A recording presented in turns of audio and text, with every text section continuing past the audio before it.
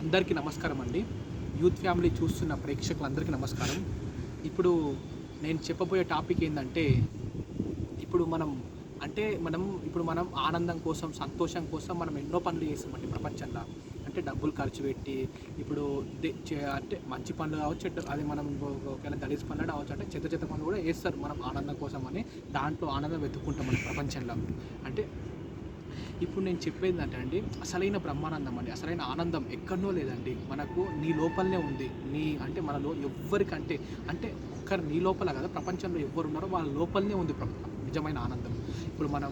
ఇప్పుడు మనం సంతోషం కోసం తిరగనీకను, పిక్నిక్ మళ్ళీ తిరగనీకను, లేకుంటే మళ్ళీ అక్కడిక్కడ సినిమాలకు థియేటర్లకు అక్కడ మళ్ళీ ఇంకోటి ఏంటి, మనం టూరింగ్ ప్లేస్లు మళ్ళీ ఇంకోటి ఏంటి, ఇంకా తాగుడు మళ్ళీ ఇంకోటి ఏంటి, ఇంకా చికెన్లు బిర్యానీలు అన్నీ తింటాం. కానీ అంటే అది చేస్తున్నాం కదా, మంచి ఫుడ్ తిండి, లేకుంటే ఇంకా మొత్తం అంటే మనం ఎప్పుడైనా సరే ఈ ప్రపంచంలో బయట ఉంది సరైన ఆనందం అని అందరూ అనుకుంటారు. కానీ నేను చెప్పేందంటే, ఆ ఆనందం, నిజమైన బ్రహ్మానందం ఎక్కడో లేదు, నీ లోపలనే ఉంది.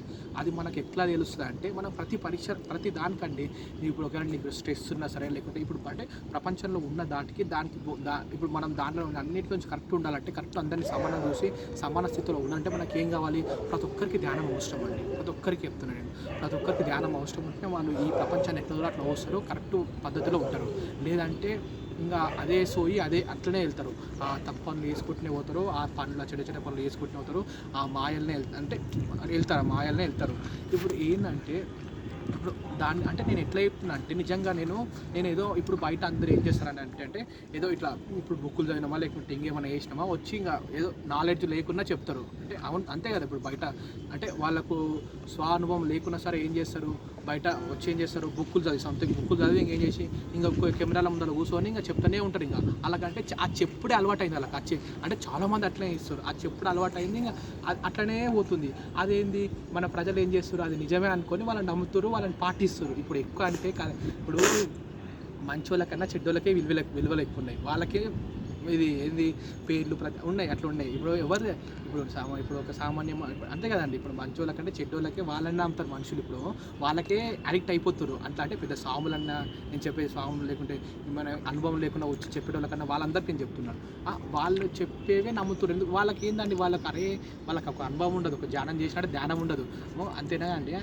ఏదో షో అప్ కోసం వీడియోలు తీస్తారు, షో అప్ కోసం ఫోన్లు తీస్తారు. కానీ నేను చెప్పేందంటే, నిజంగా వాడు ధ్యానం చేసి అనుభవం ఉంటే అప్పుడు వాళ్ళు చెప్పారండి. అప్పుడు చెప్పే హక్కు అతనికి ఉంది. నిజంగా ఆయన అనుభవం అయితే అప్పుడు ఒక వీడియో ముందర కూర్చొని అది నిజంగా కరెక్ట్ అయితే సరే చెప్పాలి. కానీ అబద్ధం అయితే, ఇప్పుడు వాళ్ళు సంథింగ్ బుక్కులు చదివితే ఎప్పుడు బుక్స్ సరే చదవాలి, నేను తప్పంటే నేను బుక్స్ చదవడం, కానీ ఆ బుక్స్ చదవడం మనం నమ్మొద్దు. నిజంగా మనం ధ్యానం చేసి ఆ అనుభవం మనకు మంచి అనుభవం వస్తే అది వచ్చి ఒక వీడియో ముందర చెప్తే, అది ఎందుకంటే నువ్వు నిజం చెప్పినావు అంటే వాళ్ళకి నిజం తెలియాలి కాబట్టి చెప్తే తప్పు లేదు.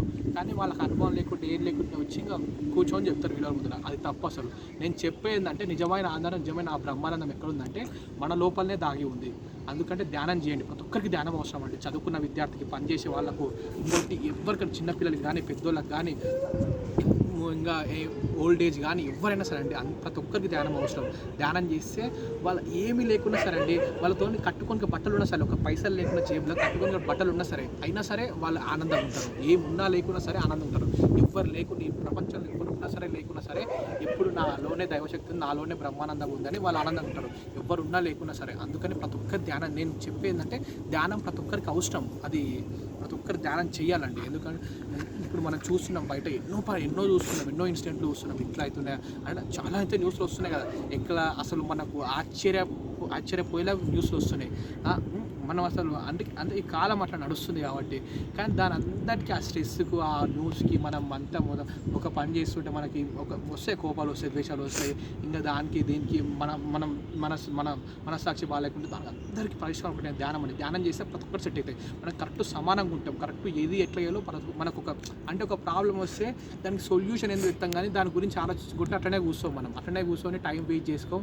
ఇంకా ఒక ప్రాబ్లం వస్తుంది, దానికి సొల్యూషన్ మనం వెళ్తాం. ఇంకోటి, మనకి ఎంత పెద్ద ప్రాబ్లం వచ్చినా సరే దాన్ని మనం ఇట్లా చిన్న ప్రాబ్లం లాగా అనిపిస్తుంది మనకు. అరే వెళ్తే మనం ధ్యానం చేస్తే మనకు నిజంగా ఏం జరుగుతుంది ప్రపంచం నిజం తెలుస్తుంది. అంతే నేను చెప్తాను, సత్యం తెలుస్తుంది ధ్యానం చేస్తే. అందుకే ప్రతి ఒక్కరు ధ్యానం చేయాలి, నిజాన్ని తెలుసుకోండి. ధన్యవాదములు.